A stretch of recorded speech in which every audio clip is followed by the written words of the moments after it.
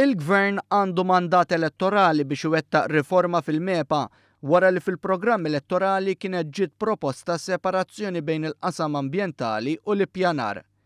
Intqal dan fi stqarrija maħruġa mill-Gvern b'reazzjoni għad-diskors negattiv li għamel il-Kap tal-Oppożizzjoni Simon Busuttil fuq ir-Radju tal-Partit Nazzjonalista. Il-Gvern sostna li fil-Parlament il-Kap tal-Oppożizzjoni se jkollu l-opportunità li jiddibatti l-liġi tas-separazzjoni tal-qasam ambjentali u l-ippjanar wara li din tfasslet permezz ta' konsultazzjoni wiesa'.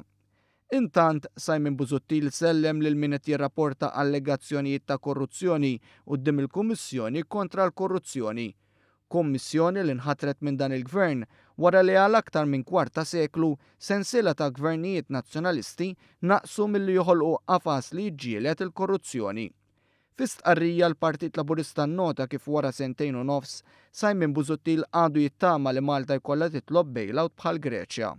Il-Partit Laburista sostna li kontra kull previżjoni ta' Busuttil pajjiżna għandu fostlu la rata ta' tkabbir ekonomiku fl-Ewropa u l-inqas rata ta' qatt. Dan fil-waqt li l-familji u n-negozji qed igawdu minn traħħis fil-kontijiet, stabilità fil-prezzijiet tal-fuel u fir-riforma tal-pensjonijiet qed jiġi propost żidiet flok tnaqqis.